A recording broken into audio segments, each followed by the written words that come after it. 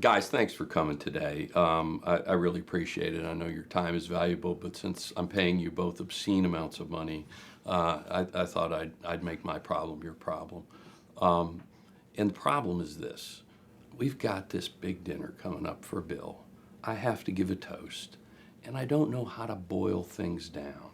How do I distill the message points? You guys are the gurus on this. What do we do? I think this calls for research.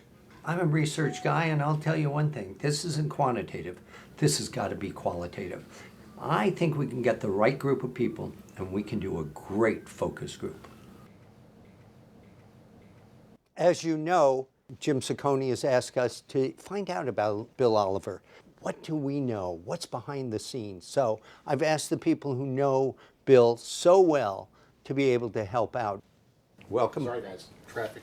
Okay, Anita, what is Oliver's magic? What makes him special? Bill Oliver's magic is, it's a little like Yoda, with maybe marginally better syntax. He picks out talent, he trains people, he mentors people, he has the wisdom of the ages, and yet at the end of the day, he says things like fast, smart, slow, dumb. Ed, you've got a lot of experience. What's his magic? I'd say his hair. I think it's very thick for a man his age, lush even. I think it would benefit a little bit from maybe some mousse. Not mousse like this, mousse like this. That's his genius.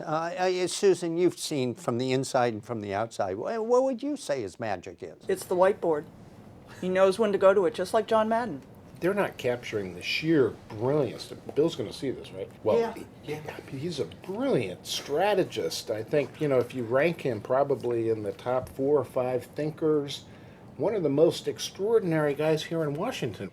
Tell me, if he were your neighbor, what kind of neighbor would he be? If he were my neighbor, he'd be living at 1600 Pennsylvania Avenue probably because he'd be the president. He should be the president. He's that kind of guy. Extraordinary leader, talented, statesman.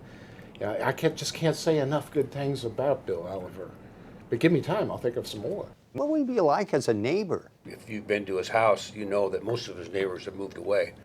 So it's pretty isolated. And if you've ever been to any of his parties, they're pretty lonely. Now, the one thing we can all agree on is there is nobody who does better charts than Bill. I don't get why he only used one color. He would always just use one color. You figure he would have picked up 2 or 3 other colors, but he loved the whiteboard. I think you're all missing the boat here, and I'll demonstrate. This is all about net neutrality and how we beat net neutrality. So this is net neutrality, public knowledge, and MoveOn.org. And this is AT&T, and this is Verizon, and this is Comcast. And this is a variation of the circular firing squad idea. And that is that when they get the command, everybody starts firing, and Salt and Pepper are so confused that we easily overtake them. And we've used this maneuver several times. We've not really been successful with it, but we have used it. I just had a thought. Let's suppose we were going to do a movie, the Bill Oliver story. We've got to choose somebody to be the Bill Oliver. Susan, let me find out from you. Oh, it's Harrison Ford. Harrison Ford, okay. What'd you circle, Ed? Harrison Ford. Unbelievable. Anita. Harrison Ford. Bob. Unfortunately, Harrison Ford. No question, Harrison Ford. Unbelievable. Well, high fives there, and Harrison Ford, so you all see it exactly the same.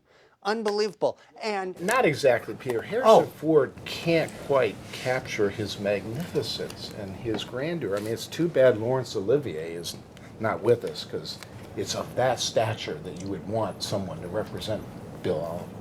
And I'd say more in his personal life, he's like Harrison Ford. He was able to get a much younger woman in Monica, attractive, completely out of his league to marry him, and just like, Harrison with Callista. so, we've captured an awful lot, but look, let's face it. The one thing that distinguishes Bill better than anybody else is those sayings. I can remember being in a meeting with Bill and Governor Chris Christie, and he turned to Chris Christie and said, don't burn too many calories on these things. And I thought it was an amazing choice of words. It's profound. Yeah, without a doubt. I mean, what are the Oliverisms that you loved? Anita? My favorite is it's all part of the kabuki dance. And, you know, 'cause I think of the kabuki dance and I think of Bill and kind of, you know, the art of it. And, you know, Bill brings an art to everything he does. And saying we're going to open up our kimono. Yeah. You know, that adds Yeah. to the dance, right? Yeah. I've heard them all, but the art of the possible. Bill always knew what the art of the possible was. Wouldn't tell you necessarily off the top, but he always knew what it was. Let me sort of bring it down and ask you, what are his greatest attributes?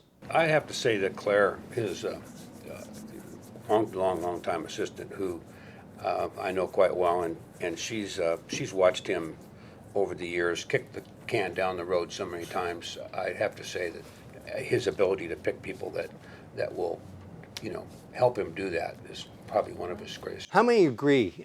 Claire is definitely his greatest attributes. Hands up. if Claire you're- and Monica. Claire and Claire and Monica. Monica. Claire and Absolutely. Monica. Okay, so he's very good on that side. But does he personally have an attribute?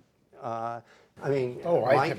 his patience and kindness and always his willingness to hear what every one of his consultants has to say about every issue of the day. His uncommon ability to blend all of it together when he hears interesting opinions from a diverse group. It's fascinating to watch.